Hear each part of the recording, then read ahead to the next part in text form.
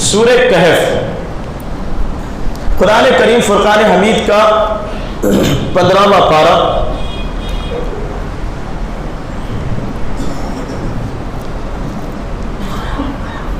13واں رکوع اور 16ویں پارے کے تیسرے رکوع پر جا کر سورہ کہف ختم ہوتی ہے۔ کئی انتہائی تعجب خیز واقعات قرآن میں سورہ کہف میں اللہ تبارک و تعالیٰ نے بیان فرمائے۔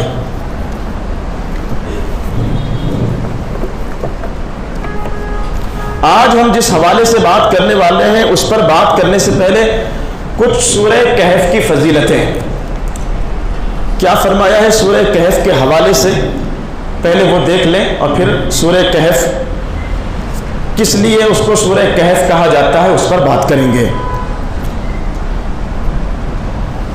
حضرت ابو درداء رضی اللہ تعالیٰ عنہ سے روایت ہے، حضور سرور عالم صلی اللہ تعالیٰ علیہ وسلم نے ارشاد فرمایا، جس نے سورہ کہف کے اول کی 10 آیتیں یاد کی، کاف ہا یا عین صاد،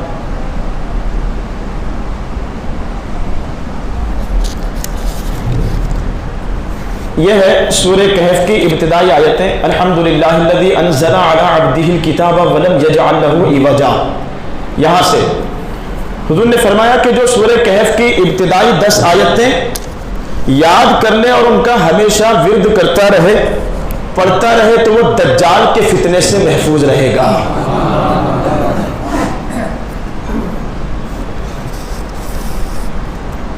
ان 10 آیتوں کو پڑھنے سے دجال کے فتنے سے حفاظت اس لیے نصیب ہوگی کہ اس سورت میں اصحاب کہف یعنی اللہ کے ولیوں کا تذکرہ ہے۔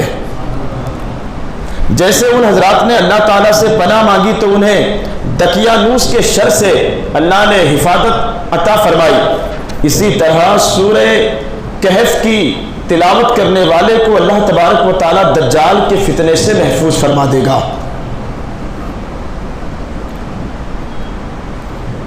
حضرت عبداللہ ابن عمر رضی اللہ تعالیٰ عنہما سے روایت ہے، جس نے جمعہ کے دن سورہ کہف پڑھی تو قیامت میں اس کے قدم سے لے کر آسمان تک نور ہی نور ہوگا، اور اس کے 2 جمعہ کے درمیان کے تمام صغیرہ گناہوں کو اللہ تبارک و تعالیٰ معاف فرما دے گا۔ ایک جگہ میں گجرات میں تھا، احمد آباد کے قریب تراویح پڑھانے کی غرض سے گیا تھا۔ وہاں میں نے ایک رواج دیکھا کہ ہر جمعہ کی نماز اذان کے فوراً بعد یعنی تقریر سے پہلے یا اذان سے پہلے لاؤڈ اسپیکر پر وہاں سورہ کہف آواز کے ساتھ پڑھی جاتی تھی ہر ہفتے، لیکن ابھی لاؤڈ اسپیکر کا بڑا مسئلہ چل رہا ہے، اور اس کا مقصد یہ تھا کہ ایک ساتھ سبھی جو محلے کے لوگ ہیں ان کو سورہ کہف سننے کے لیے مل جائے۔ تو غالباً اسی فضیلت کو ذہن میں رکھ کر یہ جو بات یہاں بتائی جا رہی ہے، اسی کو ذہن میں رکھ کر وہاں سورہ کہف کی تلاوت جمعہ کے دن لاؤڈ اسپیکر میں ہوتی ہوگی۔ فضیلت یہ ہے کہ ایک جمعہ سے لے کر اگلے جمعہ تک اللہ تبارک و تعالیٰ فتنوں سے بھی حفاظت فرمائے گا، ساتھ ہی ساتھ قیامت کے دن یہ اس کے لیے نور ہوگا زمین سے لے کر آسمان تک۔ حضرت ابو سعید خدری رضی اللہ تعالیٰ عنہ سے روایت ہے، جو شخص سورہ کہف کو شب جمعہ پڑھتا ہے یعنی جمعرات کی رات میں، تو یہ پڑھنا اس کے لیے قبر میں نور کا ذریعہ ہوگا، نور کا باعث ہوگا۔ اس کی برکت سے اللہ تبارک و تعالیٰ قبر کو اس کی روشن فرما دے گا۔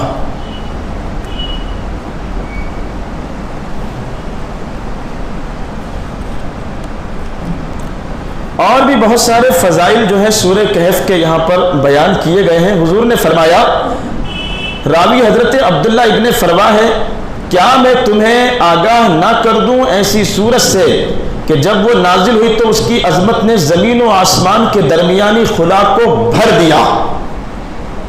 جب وہ نازل ہوئی تو زمین اور آسمان کے درمیان جو خالی جگہ ہے نا، یہ نور سے بھر گئی۔ تو صحابہ نے عرض کیا، یا رسول اللہ ہمیں بتائیے۔ تو حضور نے فرمایا کہ وہ سورہ کہف ہے، جو اسے جمعہ کے روز پڑھے گا اس کے آنے والے جمعہ تک کے تمام گناہ بخش دیے جائیں گے، اور یہ سورت قیامت کے دن اس کے لیے سفارشی بنے گی، یعنی سفارش کرے گی اللہ تبارک و تعالیٰ کی بارگاہ میں۔ یہ ہے سورہ کہف، 15ویں پارے کے 13ویں رکوع سے شروع ہے اور 16ویں پارے کے 3رے رکوع پر جا کر ختم ہے، لہٰذا یہ 10 رکوع ہیں، پڑھنے کی عادت بنائیں۔ سورہ کہف کی آیت نمبر 9، ام حسبت ان اصحاب الکہف والرقیم کانوا من آیاتنا عجبا۔ رب فرما رہا ہے کیا تمہیں معلوم ہے کہ وہ جنگل والے، پہاڑی والے ہماری نشانیوں میں سے ایک نشانی تھے۔ کل بھی بات ہوئی تھی اصحاب کہف، معتبر روایت یہ ہے کہ 6 لوگ تھے۔ دقیانوس نامی ظالم بادشاہ اس زمانے میں تھا اور اعلان کیا تھا، اس نے ایک بہت بڑا مندر بھی بنایا، بت لگوایا کہ جو اس کی پوجا نہیں کرے گا، بت پرستی نہیں کرے گا، قتل کر دیا جائے گا۔ تو آج جو حالات ہیں وہ پہلے بھی امت مسلمہ پر آ چکے ہیں۔ اب یہ جو 6 لوگ تھے الگ الگ تھے، ایک جگہ جمع ہوئے اور پھر انہوں نے آپس میں منصوبہ بنایا، پلان بنایا کہ ہمیں دقیانوس کے شر سے بچنے کے لیے کیا کرنا چاہیے۔ تو انہوں نے کیا کیا کہ آبادی سے انہوں نے ہجرت کی، گھروں سے نکل گئے اور ایک پہاڑ میں جا کر پناہ لی۔ اسی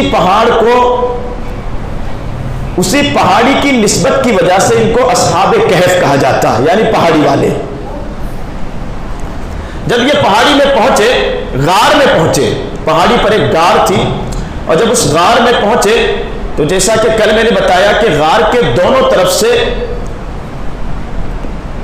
دروازے ٹائپ کھلی جگہ تھی، پیک نہیں تھی بالکل غار۔ تو جب یہ وہاں سونے کے لیے پہنچے اور سوئے تو پتہ ہے کیا ہوا؟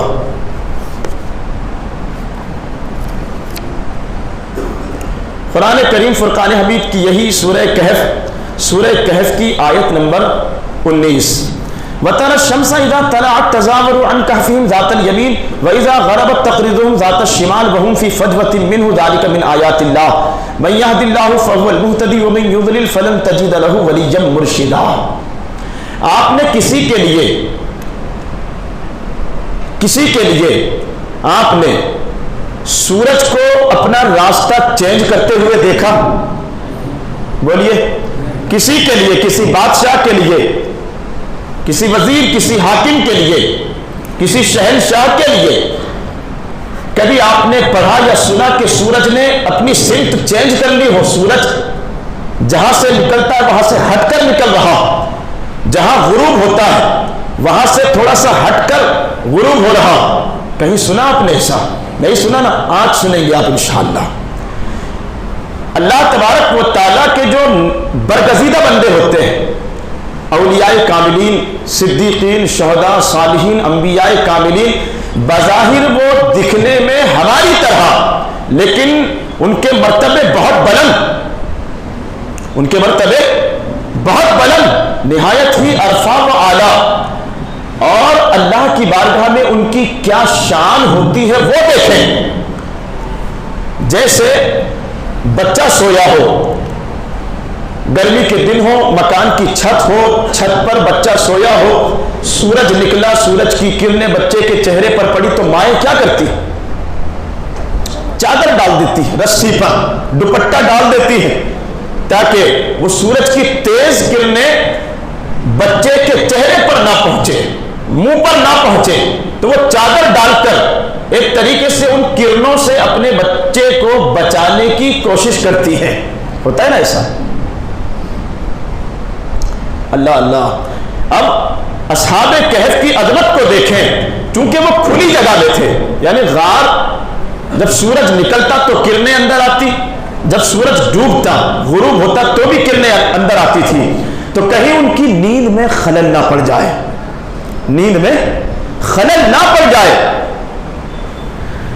تو اللہ تبارک و تعالیٰ نے سورج کے سسٹم کو ہی چینج کر دیا، نیند میں خلل نہ پڑ جائے۔ وَتَرَى الشَّمْسَ، اللہ حضور سے فرما رہا ہے، دلائل سے بات ہو رہی ہے ساری، جیسا کہ میں نے ابھی کہا کہ یہ سورہ کہف کی آیت نمبر 19۔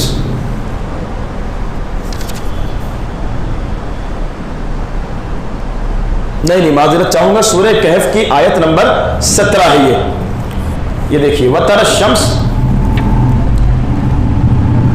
الشَّمْسَ اِذَا طَلَعَتْ تَزَاوَرُ عَنْ كَهْفِهِمْ ذَاتَ الْيَمِينِ، یہ سورہ کہف کی آیت نمبر 17 ہے، اور 19 جس آیت کا میں نے ذکر کیا اس میں یہ ایک دوسرے سے بات کرتے ہیں کہ ہم یہاں کتنے دن سوئے، اس پر بھی ابھی آؤں گا تھوڑی دیر میں۔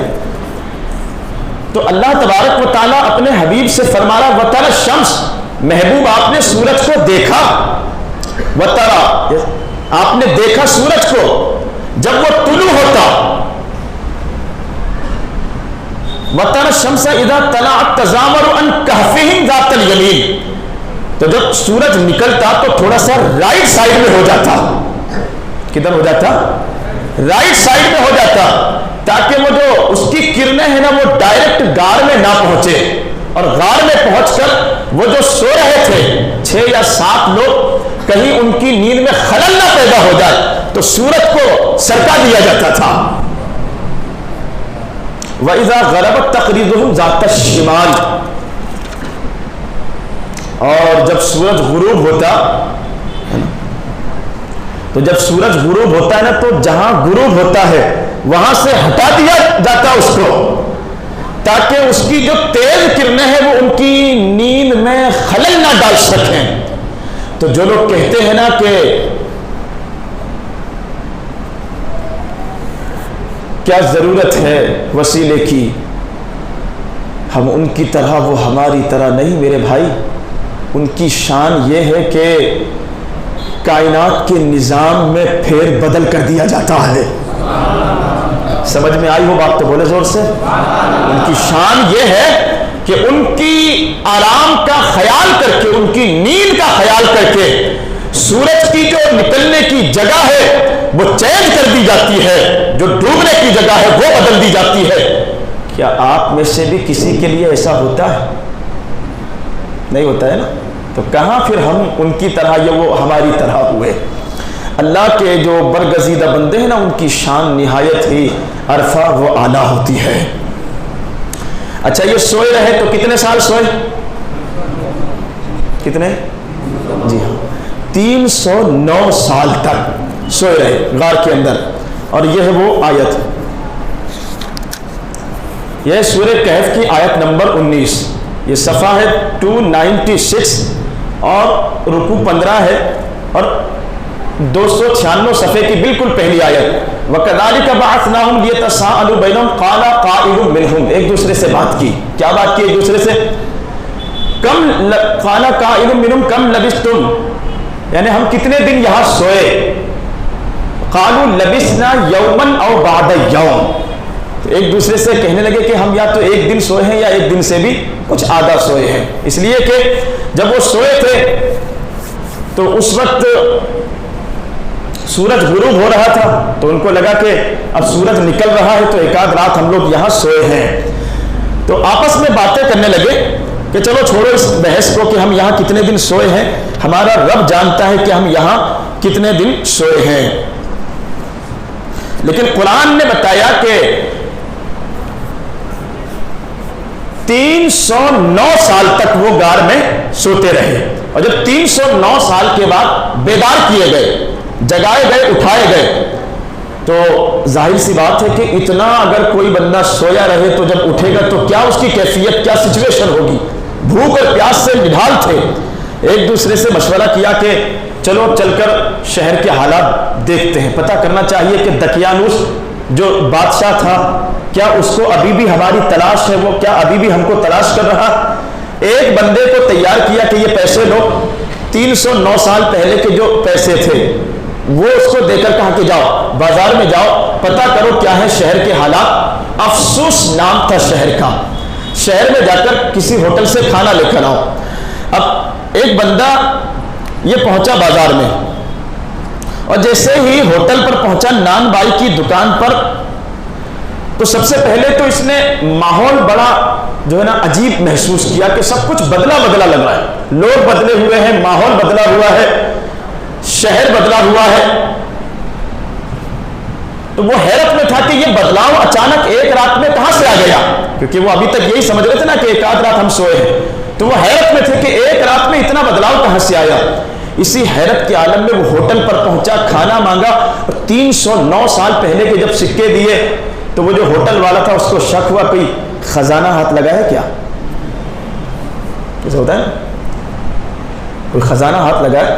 کہا نہیں بھائی, کون سا خزانہ, کہاں کا خزانہ, یہ ہمارے اپنے پیسے ہیں. کہا تمہارے کہاں سے ہو گئے؟ کہا ہاں یہ ہمارے اپنے. کہا کہاں سے ہو گئے تمہارے؟ 300 سال پہلے کا یہ سکہ ہے. 300 سال. بھیڑ جمع ہوئی, لوگوں نے سوال جواب کرنا شروع کر دیے, کون ہو تم, کہاں سے آئے ہو, یہ سکے کہاں سے آئے تمہارے پاس. تو تب اس شخص نے پوری کہانی بتائی کہ دقیانوس نام کا ایک ظالم بادشاہ تھا, اور وہ ایمان والوں کو قتل کر رہا تھا بت پرستی نہ کرنے کے سبب. تو ہم جان بچانے کے لیے ہم لوگ شہر سے نکلے, غار میں جا کر سوئے, اور سو کر اٹھنے کے بعد اب میں بستی میں آیا ہوں کھانا لینے کے لیے, تو یہ سارے حالات ہیں. تب لوگوں نے بتایا کہ دقیانوس کو مرے ہوئے 300 سال ہو چکے. کتنے؟ 300 سال دقیانوس کو مرے ہوئے ہو چکے ہیں. اور اب اس وقت جو بادشاہ ہے, جس کی حکومت ہے, وہ ایمان والا ہے, وہ مومن ہے, رحم دل ہے, مسلمانوں پر بڑی شفقت کرتا ہے, مہربانی کرتا ہے. تو یہ ساری جب بحث چل رہی تھی تو بادشاہ کے کارندے بھی پہنچے, سپاہی پہنچے, اس شخص کو لیا اور پہنچے بادشاہ کے دربار میں. اچھا, اس زمانے میں فتنہ کھڑا ہوا تھا. فتنہ کیا کھڑا ہوا تھا کہ لوگ مرنے کے بعد دوبارہ زندہ کیے جانے کا انکار کر رہے تھے کہ ایک مرتبہ آدمی مر گیا تو مسئلہ ختم, دوبارہ کسی کو زندہ نہیں کیا جائے گا. یہ جو اس زمانے میں جو مسلمان تھے ان میں یہ فتنہ کھڑا ہوا تھا کہ مرنے کے بعد دوبارہ کسی کو زندہ نہیں کیا جائے گا. اب وہ جو بادشاہ تھا اور اس زمانے کے جو علماء تھے کہ لوگوں کو کیسے سمجھایا جائے. بادشاہ جو ہے وہ دیندار, متقی, پرہیزگار, رو رو کر اللہ کی بارگاہ میں اس نے دعائیں کی کہ مولا اپنی قدرت سے ایسا کوئی کرشمہ ظاہر فرما دے جس سے لوگوں کو یقین ہو جائے کہ مرنے کے بعد قبر میں بھی اور میدان حشر میں بھی دوبارہ نئے سرے سے لوگوں کو زندہ کیا جائے گا. بادشاہ جو ہے وہ دعائیں کر رہا تھا کہ مولا ایسا کوئی واقعہ ظاہر فرما دے جس سے لوگوں کو یقین ہو جائے کہ مرنے کے بعد دوبارہ زندہ کیا جائے گا. اور بے شک مرنے کے بعد دوبارہ زندہ کیا جائے گا, ہم ایمان والے ہیں, ہمارا عقیدہ. یہاں تک کہ کسی کو شیر کھا لے, کوئی جل کر مر جائے, کوئی ڈوب کر مر جائے, آتم ہتیا کر لے, تب بھی اس کو زندہ کیا جائے گا. یہاں تک کہ اگر انسانی جسم کے اعضاء درندوں کے پیٹ میں اگر چلے گئے ہیں نا, تو اس وہاں پیٹ میں جا کر فرشتے سوال و جواب کرتے ہیں. مطلب شیر نے کھا لیا, بھیڑیوں نے کھا لیا, جنگلی جانوروں نے کھا لیا, مگرمچھ نے کھا لیا, تو پیٹ میں وہاں جا کر فرشتے سوال و جواب کرتے ہیں. انسان کی ریڑھ کی ہڈی میں کچھ ایسے باریک بیج ہیں جن کو خوردبین سے بھی نہیں دیکھا جا سکتا. وہ ایک تو ہوتا ہے کہ خوردبین چھوٹی چیزوں کو دیکھنے کے لیے, وہ انگریزی میں اسے کیا کہتے ہیں, میرے ذہن میں ابھی وہ بات نہیں آ رہی ہے, زوم کر کے چھوٹی چیزوں کو بڑا کر کے دیکھا جاتا ہے. لیکن وہ جو بیج ہے نا انسان کی ریڑھ کی ہڈی میں, ان کو کسی بھی آلے سے نہیں دیکھا جا سکتا. تو انسان کا جسم مرنے کے بعد چاہے جتنی جگہ بکھر جائے, جیسا کہ کافروں کا ہوتا ہے, جلانے کے بعد لے جا کر وہ ندیوں میں ان کی راکھ کو بہا دیتے ہیں, ہے نا, ندیوں میں پھینک دیتے ہیں لے جا کر. تو انسان کا جسم چاہے جتنی جگہ بکھر جائے, وہ جو بیج ہے نا ریڑھ کی ہڈی میں, قیامت کے دن اللہ تبارک و تعالیٰ انہی بیج پر پھر دوبارہ پورے جسم کو اکٹھا کر دے گا. وہی بیج ہوگا, وہی پورا جسم دوبارہ کھڑا کیا جائے گا, اور پھر میدان حشر میں لوگ جمع ہوں گے. ایک کافر ڈاکٹر جو RSS سے تھا, بحث کی تھی اس نے مجھ سے 7 جنم کو لے کر. نے کہا یہ 7 جنم کچھ نہیں ہے, ایک ہی جنم ملا ہے, اور اس کے بعد جو جنم رہے گا وہ دنیا کا نہیں, وہ آخرت کا رہے گا. تو کہنے لگا کہ پھر وہ جو روح آتما ہے وہ کہاں جاتی ہے؟ نے کہا آتما الگ الگ جگہوں پر جاتی ہے, جو ایمان والے ہیں ان کی آتما یا تو عرش اعظم پر ہوتی ہے، اعلیٰ علیین میں، کسی کی آب زمزم پر، زمزم کے کنویں پر ہوتی ہے، اور کچھ ایمان والوں کی روحیں ان کی قبروں پر ہی رہتی ہیں، جیسا کہ شب برات وغیرہ کے موقع پر وہ روحیں منتظر ہوتی ہیں کہ گھر والوں نے ان کے لیے کیا کیا۔ تو پوچھنے لگا کہ پھر وہ جو ایک خدا کو نہیں مانتے ان کی روحیں کہاں جاتی ہیں؟ کہ چاہے برہوت، حدیثوں میں ہے یمن میں ایک کنواں ہے جس کو برہوت کہا جاتا ہے، کافروں کی روحوں کو زنجیروں سے باندھ کر اس کنویں میں لٹکا کر پھر ان کو جہنم کا عذاب دیا جاتا ہے۔ کہنا نہیں، ہمارے دھرم میں ہے کہ 7 جنم ہوتے ہیں، پہلے جنم میں اگر اچھا کیا ہے تو دوسرے جنم میں بھی انسان بنایا جاتا ہے، اچھا نہیں کیا ہے تو پھر جانور بنا دیے جاتے ہیں۔ یہ تمہارا دھرم ہے، لکم دینکم ولی دین۔ نہیں سمجھنا چاہے تو اس کو کیسے سمجھائیں گے؟ جا تمہارے لیے تمہارا دین، ہمارے لیے ہمارا دین۔ ایک مرتبہ جو آتما کسی شریر میں آ گئی، اب وہ دوبارہ کسی اور نئے شریر میں، نئے جسم میں کیوں ڈالی جائے گی؟ نیا جسم ہے تو نئی روح اللہ عطا فرمائے گا نا۔ قرآن کریم میں بنی اسرائیل کی ایک آیت وَيَسْأَلُونَكَ عَنِ الرُّوحِ، محبوب یہ آپ سے پوچھتے ہیں کہ روح کیا ہے؟ سوال ہوا تھا حضور سے، قُلِ الرُّوحُ مِنْ أَمْرِ رَبِّي، آپ کہو روح میرے رب کا حکم ہے، وہ کہتا ہے کن ہو جا، وہ ہو جاتی ہے۔ اس روح پر کسی دن بات کریں گے انشاءاللہ کہ جب وہ روح نکالی جاتی ہے جس میں سے تو کتنے فرشتے آتے ہیں روح نکالنے کے لیے، کیا معاملہ ہوتا ہے، وہ کسی موقع پر بات ہوگی انشاءاللہ عز و جل۔ درود پاک پڑھیں محبت کے ساتھ، مولانا صلی اللہ علیہ وسلم دائما ابدا علی حبیبک خیر الخلق کلہم یا ربی بالمصطفیٰ بلغ مقاصدنا واغفر لنا ما مضی یا واسع الکرم۔ تو قیامت کے دن لوگوں کو زندہ کیا جائے گا، قبر میں بھی جو ہے انسان کو زندہ کر دیا جاتا ہے، جسم کو اگر ثواب پہنچتا ہے تو روح کو بھی ثواب پہنچتا ہے، جسم اگر سکون میں ہے تو روح بھی سکون میں، جسم کو اگر تکلیف ہوتی ہے، عذاب پہنچتا ہے تو روح کو بھی تکلیف پہنچتی ہے۔ اس لیے ہمارے پاس یہ ماہ رمضان کے مقدس اور بابرکت لمحے ہیں تاکہ ہم ان لمحوں کا صحیح استعمال کر کے قبر کے عذاب سے بھی بچیں اور حشر کے عذاب سے بھی بچیں۔ اللہ قبول فرمائے۔ تو لوگ جھگڑا کر رہے تھے کہ دوبارہ زندہ نہیں کیا جائے گا۔ اب وہ جو بادشاہ تھا اس نے دعا کی اللہ کی بارگاہ میں، مولا کوئی ایسا واقعہ ظاہر فرما دے جس سے لوگوں کے ایمان کو برباد ہونے سے بچایا جا سکے۔ اللہ تبارک و تعالیٰ نے اس کی دعا قبول فرمائی اور اصحاب کہف کو 309 سال کے بعد پھر زندہ کیا اور بھیجا اس کو، ایک کو گیا بازار میں، بادشاہ کو ساری کہانی اس نے بتائی۔ اب بادشاہ پوری اپنی ریاست کے بڑے بڑے لوگوں کو لے کر پہنچا غار میں، اور جب غار میں پہنچا تو باقی کے جو 6 لوگ تھے ان کے ساتھ بھی اس کی ملاقات ہوئی۔ جو پہلے سے وہاں آرام کر رہے تھے ان کو لگا کہ شاید ہم کو پھر گرفتار کرنے کے لیے لایا جا رہا ہے، لیکن ایسا نہیں ہوا۔ بادشاہ نے اور لوگوں نے ان کے ساتھ مصافحے کیے، مصافحے کرنے کے بعد ان سے کہا کہ ٹھیک ہے آپ لوگ پھر سے آرام کرو، ہم دخل نہیں دیں گے۔ اور وہ جو غار کے منہ کھلے ہوئے تھے بادشاہ نے ان کو بند کروایا ان کی سیکیورٹی کے لیے، اور حدیث شریف میں ہے کہ اب قیامت تک وہ سوتے ہی رہیں گے۔ اچھا ایک اور بات، حضور کے زمانے میں رسول پاک نے اپنے کچھ صحابہ کو بھیجا کہ جاؤ ان کو ایمان کی دعوت دو۔ جانے والوں میں 4 لوگ تھے، سیدنا صدیق اکبر، فاروق اعظم، مولا علی اور حضرت ابو درداء۔ ایک چادر پر یہ لوگ بیٹھے تھے اور چادر کو اللہ نے حکم دیا کہ اڑا کر اس غار میں لے کر جائے، حضرت جبرائیل بھی گواہ تھے۔ اب یہ چاروں لوگ پہنچے، حضور کی رسالت کی، ان کو دعوت دی، چاروں ایمان لائے۔ تو اس طریقے سے اب وہ حضور کے امتی بھی ہوئے، قیامت تک سوتے رہیں گے۔ سال میں ایک مرتبہ حضرت عبداللہ ابن عباس کہتے ہیں کہ ان کی کروٹ بدلی جاتی ہے، عاشورہ کے دن، محرم کی 10 تاریخ کو، تو سال میں ایک مرتبہ ان کی کروٹ بدلی جاتی ہے تاکہ جسم جو ہے وہ مٹی ان کے جسم کو اذیت نہ پہنچائے، نقصان نہ پہنچائے۔ اور کمال کی بات تو یہ ہے کہ ان کے ساتھ ساتھ وہ جو ان کا کتا تھا قطمیر، اس کا نام کیا نام؟ قطمیر نام۔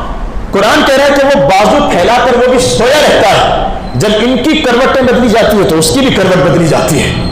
اور کل میں نے کہا تھا کہ اچھی صحبت، اچھوں کی صحبت انسان کو اچھا کر دیتی ہے.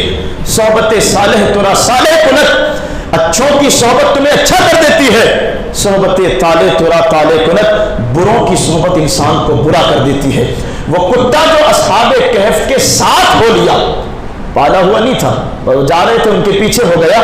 اب حضرت عبداللہ ابن عباس کہتے ہیں کہ اللہ قیامت کے دن بلعم باورا نام کا ایک شخص تھا، حضرت موسیٰ علیہ السلام کی قوم کا ایسا ولی جو کہہ دے اللہ قبول فرما دیتا تھا اس کی بات.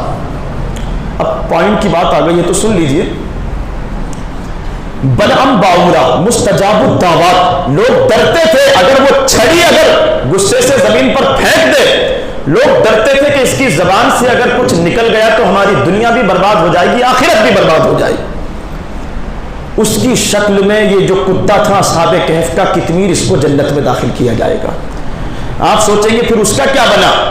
اس کا یہ بنا کہ وہ حضرت موسیٰ علیہ السلام کا باغی ہو گیا. لوگ پہنچے اس کے پاس، اس کی قوم کے، قوم جبار کافر قوم تھی. حضرت موسیٰ جہاد کرنے جا رہے تھے، وہ حضرت موسیٰ کے لشکر سے مقابلہ نہیں کر سکتے تھے. پہنچے بلعم باورا کے پاس، حضرت موسیٰ کے لیے بد دعا کر دے، پیروں پر سونے چاندی کا ڈھیر لگا دیا. لالچ میں آ گیا، جیسے ہی بد دعا کرنے کی کوشش کی، اللہ کے فرشتوں نے زبان کھینچ کر باہر کر دی. اس لیے کہ یہ جو ولایت ملتی ہے نا، اپنی کوششوں سے نہیں ملتی، اللہ کی مرضی سے. اور پھر بندہ جس پیغمبر کا امتی ہو، ان کی بارگاہ سے فیض کے طور پر ولایت دی جاتی ہے، اپنی مرضی سے نہیں ملتی. زبان کھینچ کر باہر کر دی فرشتوں نے. بعد میں کچھ نبیوں نے اللہ کی بارگاہ میں سوال کیا کہ مولا، جب اتنا بڑا مقام اور مرتبہ اس شخص کو دیا گیا تو پھر یہ ذلت کیوں بلعم باورا کو؟ تو پتہ ہے کیا جواب ملا؟ جواب یہ تھا کہ رب تبارک و تعالیٰ نے اپنے نبیوں سے فرمایا، ہم نے بلعم باورا کو مستجاب الدعوات بنایا. مطلب جو کہہ دیتا وہ دعا قبول ہو جاتی. بہت بڑی بڑی نعمتیں اسے دی، لیکن کبھی اس نے ہمارا شکر ادا نہیں کیا. ناشکری جو ہے نا انسان کو برباد کر دیتی ہے، اس لیے شکر کرنے کی عادت ڈالیں. اب حضرت علی رضی اللہ تعالیٰ عنہ نے ان جو اصحاب کہف کے لوگ تھے ان کے نام بتائے ہیں. نام ہے یملیکا، مشلینا، مشلینا، مرنوش، برنوش، سازنوش. اور وہ جو ایک چرواہا ان کے ساتھ ہو گیا تھا اس کا نام تھا کفشتیوس. ایک اور جگہ اس کا نام مرتوش تھا، اور ان کے کتے کا نام تھا قطمیر. اب ذرا ان لوگوں کے نام کی برکتیں کیا تھی، آخری بات کر لیتے ہیں. اصحاب کہف کے جو لوگ تھے ان کے ناموں میں کیا برکتیں اللہ تبارک و تعالیٰ نے رکھی ہیں، ذرا وہ بھی سماعت کریں، آپ کی حیرت کی انتہا نہیں رہے گی. لوگ کہتے ہیں کہ کیا نام میں بھی کچھ ہوتا ہے؟ ہاں، نام اگر محمد ہو تو بہت کچھ ہوتا ہے، نام علی ہو تو بہت کچھ ہوتا ہے. نام میں بھی برکتیں ہوتی ہے. جو اللہ کے برگزیدہ اور نیک بندے ہوتے ہیں نا، ان کے نام میں بھی اللہ تاثیر پیدا فرماتا ہے.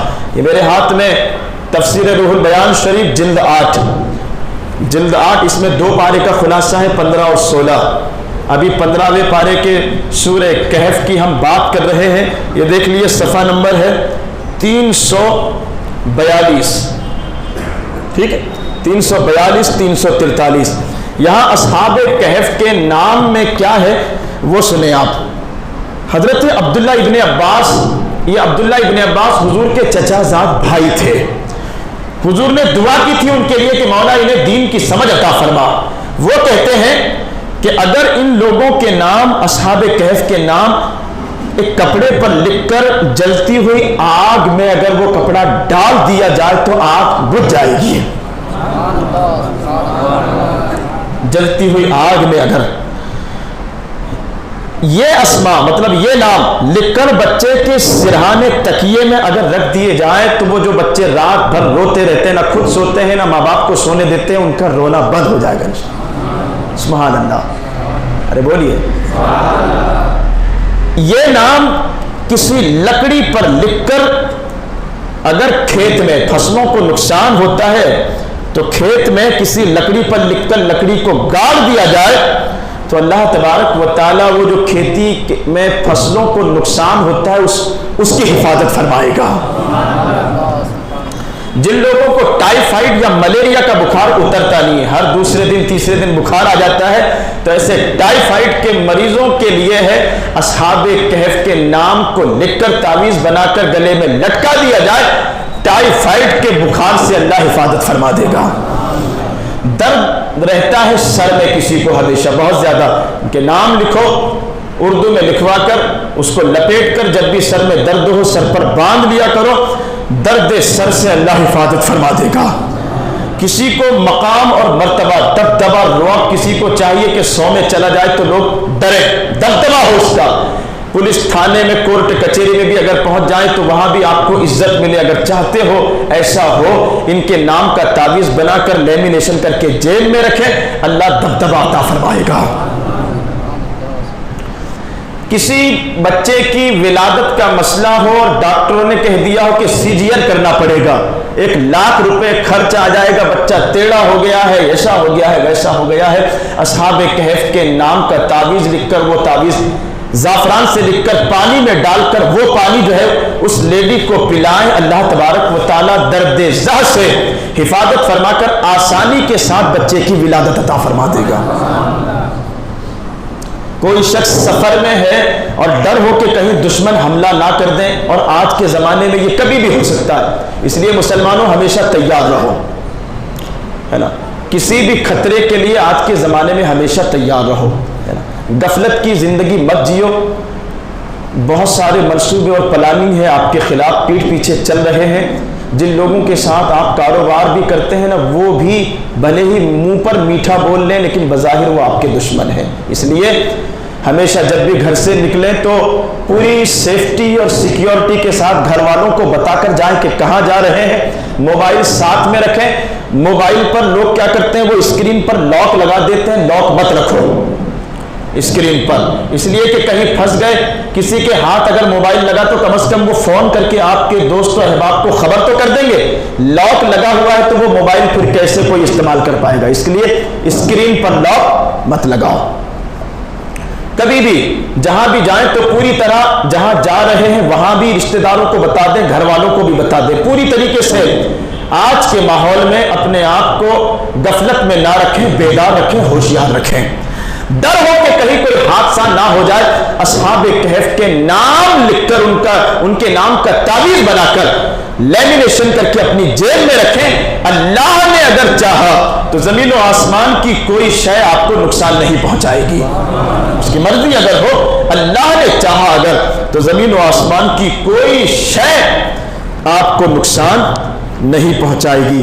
تو یہ نام میں برکتیں ہیں، جن کے نام میں اتنی برکتیں ہیں تو وہ جب ان کے جسموں میں کتنی برکتیں ہوگی، ان کی زندگی میں کتنی برکتیں ہوگی، کتنے اللہ کی بارگاہ کے وہ مقرب ہوں گے کہ بعد وصال بھی صدیاں گزر جانے کے بعد بھی ایسی برکتیں اللہ تبارک و تعالیٰ نے ان کے ناموں میں رکھی ہے۔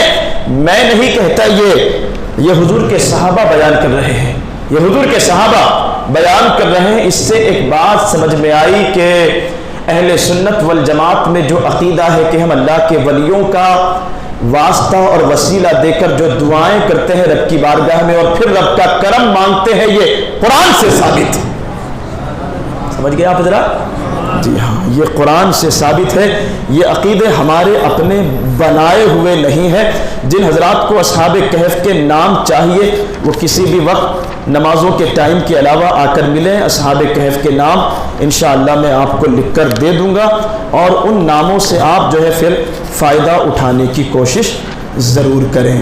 اللہ کریم کی بارگاہ میں دعا ہے کہ مولا تبارک و تعالی اپنے نیک اور برگزیدہ بندوں کے ذکر کی برکت سے ہم سب کو مالا مال عطا فرمائے۔ کچھ سبق ہمیں ملتے ہیں اصحاب کہف کے پورے واقعے سے، وہ یہ کہ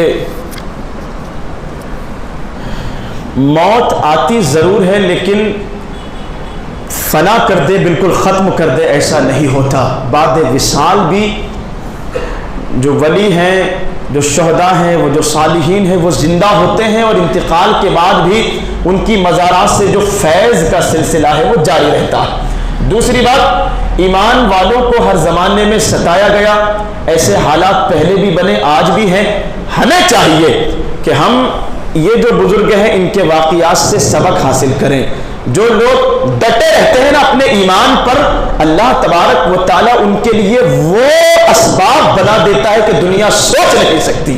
جو ڈٹے رہتے ہیں اپنے ایمان پر، وَلَا تَهِنُوا وَلَا تَحْزَنُوا وَأَنْتُمُ الْأَعْلَوْنَ إِن كُنتُم مُؤْمِنِينَ، جو لوگ ایمان پر ثابت قدم رہتے ہیں اللہ تبارک و تعالیٰ ان کی غیب سے مدد فرماتا ہے۔ بور تو نہیں ہو رہے نا آپ؟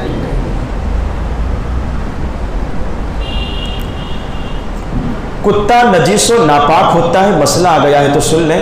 وہ اصحاب کہف نے پالا نہیں تھا، وہ چلا گیا تھا ان کے ساتھ، لہذا جو لوگ کھیتوں میں کتا رکھتے ہیں اس میں حرج نہیں، گھروں میں کتا نہیں رکھنا چاہیے، اس لیے کہ اس کی جو رال ہے، وہ جو منہ کا پانی ہے وہ ناپاک ہے۔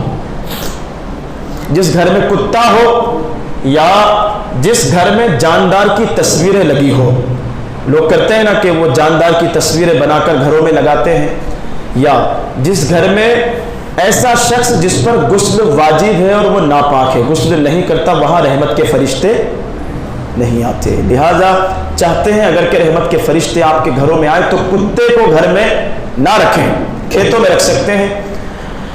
ایسے ہی جاندار کی تصویریں، باپ داداؤں کی تصویریں گھروں میں نہ لگائیں۔ اگر نمازی کے سامنے تصویر لگی ہو، سائٹ میں ہو، لیفٹ یا رائٹ میں اگر تصویر لگی ہو تو نماز بھی نہیں ہوتی، مسئلہ ہے یہ۔ ہاں، لہٰذا جاندار کی تصویریں گھروں میں نہ لگایا کریں۔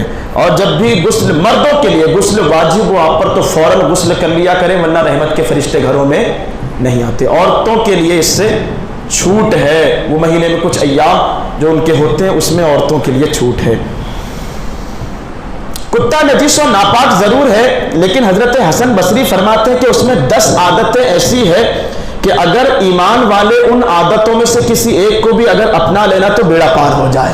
کتے میں 10 اچھی عادتیں، ہمیشہ بھوکا رہتا ہے نا، اور یہ نیک بختوں کی عادت ہے، اس کا کوئی خاص ٹھکانہ نہیں بناتا اپنے لیے، کوئی اڈا نہیں بناتا، اور یہ متوکلین جو اللہ پر بھروسہ کرنے والے لوگ ہیں ان کا طریقہ، رات کو بہت کم سوتا ہے، اور یہ عشاق کا طریقہ جو اللہ کو پانا چاہتے ہیں نا، ان کا طریقہ یہ ہے کہ وہ رات کو کم سوتے ہیں اور پھر رات کا باقی حصہ اللہ کی عبادت میں گزارتے ہیں۔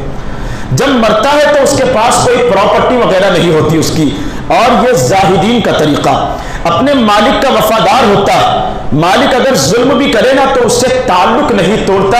یہ اللہ کے سچے اور نیک بندوں کا طریقہ کہ اگر مصیبتیں بھی اگر آئے تو وہ ناشکری نہیں کرتے، جہاں جگہ مل جائے تو گزارا کر لیتا ہے۔ یہ اللہ کے عاجز بندوں کا طریقہ جو کہتے ہیں مولا تو جس حال میں رکھے ہم اس حال میں خوش، جہاں جگہ مل جائے وہاں گزارا کر لیتا ہے۔ 7ویں عادت، کسی جگہ پر اگر قبضہ کر لے تو اس کو چھوڑ بھی دیتا ہے، اور یہ اللہ سے راضی رہنے والے نیک بندوں کا طریقہ۔ 8ویں عادت، مار کر بھگا دو تو چلا جاتا ہے، اور پھر کوئی روٹی کا ٹکڑا اگر اس کو دکھائے نا تو پھر پلٹ کر واپس بھی آ جاتا ہے۔ اور یہ ہے خاشعین کا طریقہ، جن کے دلوں میں بغض و حسد و کینہ نہیں ہوتا، یہ وہ ان لوگوں کا طریقہ۔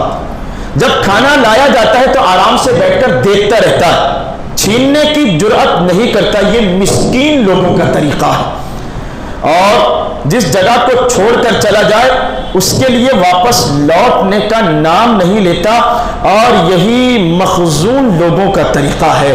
تو یہ 10 عادتیں کتے کی حضرت امام حسن بصری نے بیان فرمائی، یہ حضرت مولا علی کے خلیفہ ہیں، کہ کوئی ایک عادت بھی اگر اس میں سے آ جائے تو بیڑا پار ہو سکتا ہے۔ اب آئیے آپ کے سوالوں کے جوابات، جلدی کریں آپ حضرات۔